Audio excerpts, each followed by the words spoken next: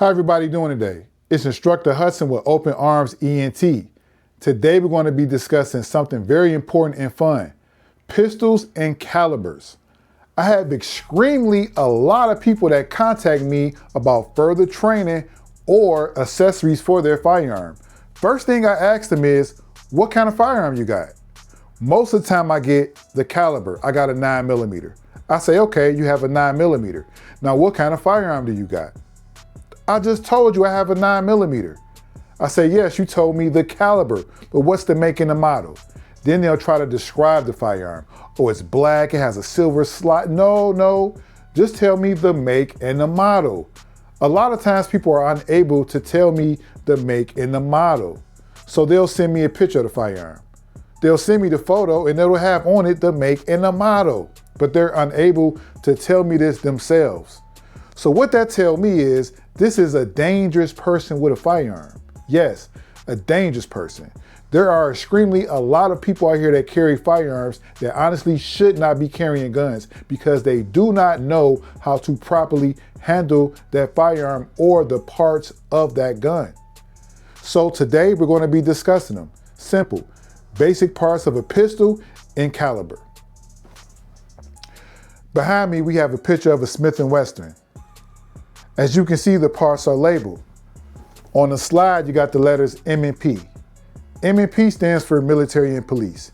It doesn't mean that the gun is specifically for military and police. Civilians can also carry that firearm. Besides M&P, they make the SD, the EZ, the Bodyguard, the Equalizer. We can go on and on with different models of Smith & Wesson. The models will be the modification, a different caliber, a different color, different ammunition capacity, but it'll still be the same manufacturer. After M&P is a little number 9. That'll be the caliber, 9mm, which refers to the size of the bullet. So when someone says they have a 9mm, they're referring to the bullet. Nothing to do with the gun. So next we have a safety. Some pistols have safeties, some don't. So if that's something you want on your firearm, you make sure you do your research and find out if it has a safety. Slide stop, magazine release, magazine. In the hood, we call it the clip. Correct term is magazine. Trigger guard, trigger. This is called a takedown lever. You pull that lever down, the slide comes off. You can see the barrel. Inside the barrel where the bullet travels through is called a muzzle. So at least those 10 parts of the gun, you want to know the name and how they operate. You may not get that same gun, but the parts will pretty much be in the same place. So once you get your first gun and you learn the parts, then you get your second gun, your third gun, pistol, and so on, you would know those parts of the gun. So right here we have a Glock 17.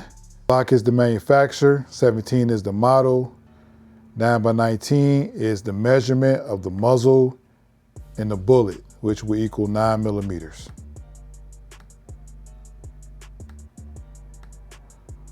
So we opening it up here.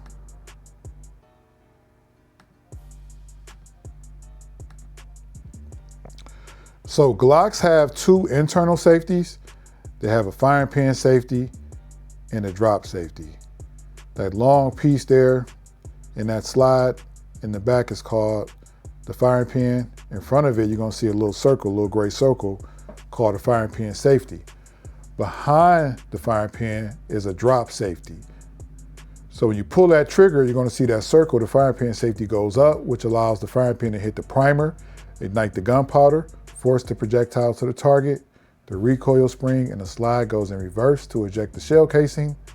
Slide moves back forward to insert another round into the chamber. And once that trigger reset, you can fire another round. So that's just showing us semi-automatic, what's going on inside of a Glock 17. This is a generation 3. Depending on what state you're in, semi-automatic is basically legal in most states, which semi-automatic means when you squeeze the trigger, it fires one round at a time. Automatic is when you hold the trigger and then keep on shooting. Most states, automatics are illegal, but some states they're legal. So you want to check with your officials in your state to make sure that you are carrying the proper legal firearm. That 9mm bullet, you see how it fits perfectly into that muzzle. It fits perfectly into there. There's no room for error. There's no room for any other bullet. Same with the magazine. It fits perfectly into that magazine. So whatever bullet goes inside that muzzle, it has to fit that chamber perfectly or it will not fire.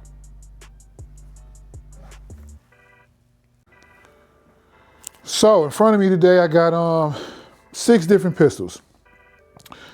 I have a Glock 21 Gen 5, which is a 45 caliber pistol. And all these firearms have been checked and they all are unloaded and safe. So Glock 21 Gen 5, 45 caliber pistol. Behind it here, I have my old faithful Glock 23 Gen 4, 40 caliber. I carried this gun on duty for 13 years. Did what it's supposed to do all 13 years. I have a Glock 44, which is a 22 caliber pistol. Glock 17 Gen 5, which is a 9mm. I'm gonna throw it off a little bit. I got my Smith & Wesson M&P Shield Plus 9mm. Then we have a Glock 43 9mm. So I got multiple different calibers up here from 9mm to 40 to 45. The reason they're different calibers is not because of the size of the gun, but it's because of the bullet that they shoot. So they got something in common, the ones that have the same caliber. That would be the muzzle diameter. For example, this here is the Glock 44, which is a 22 caliber pistol. 22 is besides a .177, you got the .22, 22 caliber pistol. So this is a very small projectile, basically next to a BB gun. After that, you'll have the 22. It is big enough to kill, so don't get it twisted. But this is a very small round. This is a 22 caliber pistol. It is not a small gun at all. The reason it's a 22 is because of the muzzle, which is that hole that the bullet travels through. Very small hole. If you look at it, that muzzle is small. It's only going to be big enough to fit this small round. Now, for instance, this Glock 43 9mm, it's a smaller frame. It's a smaller frame than this Glock 44 22. But it's a 9mm, so therefore it's going to shoot a bigger round. Why? Because it has a bigger muzzle. You look at the hole in that 9mm compared to the muzzle on a 22, hopefully you can see it's a big difference. So it's not about the size of the frame, it's about the muzzle. The hole that the bullet traveled through determines the caliber. So right here, I had a Glock 17 and I got the Glock 43. Holding both of these in my hand. Now you can clearly see, and I'm holding both of these. I'm on my right hand, the Glock 17, all my fingers are wrapped around the grip. While on my left hand, I'm missing grip right here for the Glock 43. So I think it'd be safe to say that the Glock 17 fits better in my hand, and I think the 43 would be better for someone with smaller hands.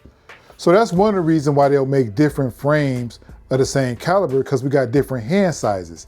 So you can find one that fits comfortable in your hands of any caliber. 2, what is your purpose for carrying? Let's say if you was getting a firearm for work, if you was in law enforcement, security, military.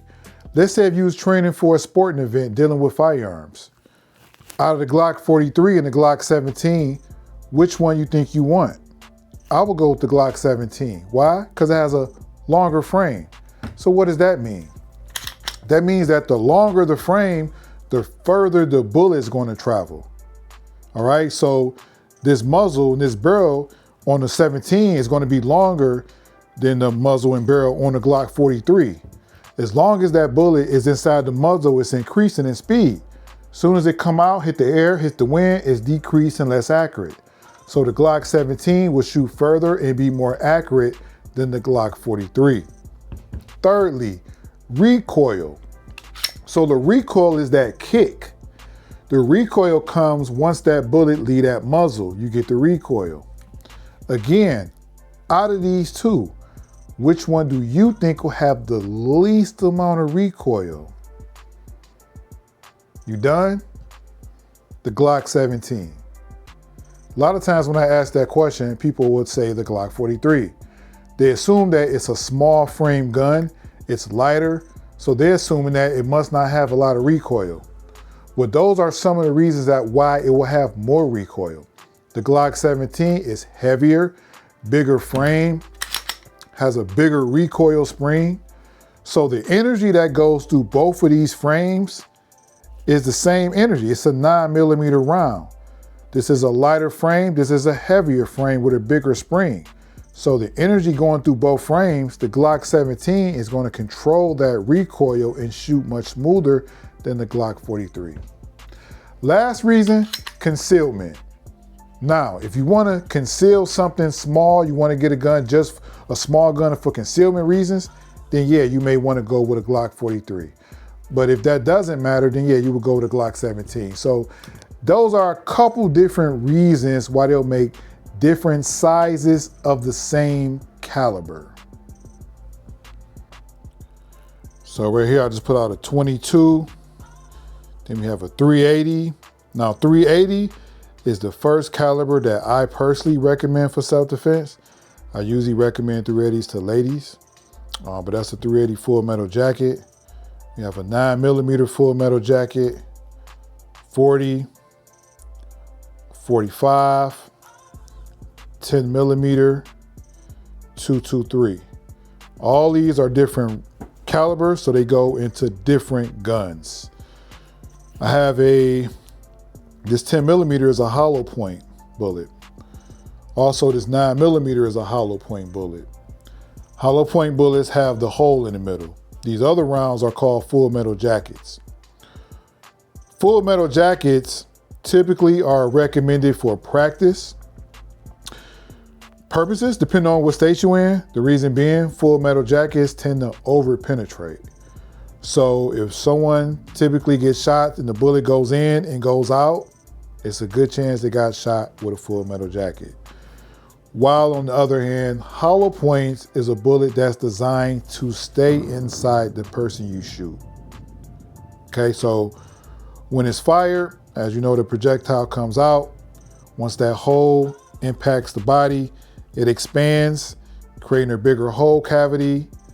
More importantly, it stays inside the target.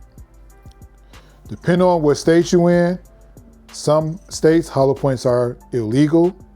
So that's something you definitely want to look into.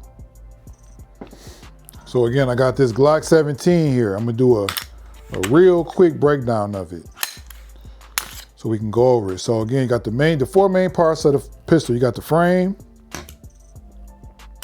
You got that spring I was talking y'all about, the recoil spring. You got the other thing I was talking y'all about. You got the barrel, and then you got the slide. So that'll be the four main parts of the firearm. So this Glock 17, you see how long this is. You see this is a nice long barrel. I'm gonna open up this Glock 44, which is the 22. And you see that barrel, complete difference in hole sizes. So that means that the 22 will fit this bullet, while the 9mm will fit this bullet. It's nothing to do with these frames. All right, these can be any size. It's about the muzzle, barrel, and compared to the bullet. That number, 22, 380, 45, 357, and so on. That's telling us the muzzle diameter as well as the bullet diameter, which will equal that number. Typically, again, Most manufacturers are going to make at least 3 sizes: subcompact, compact, full size. But the number is determined by the caliber. So there we have it. We just covered the basic parts of the pistol and basic parts of a caliber. I hope y'all enjoyed it, and I hope y'all learned something today. Please don't forget to like, share, and subscribe. So much more coming from Open Arms ENT. Everybody have a blessed and wonderful day.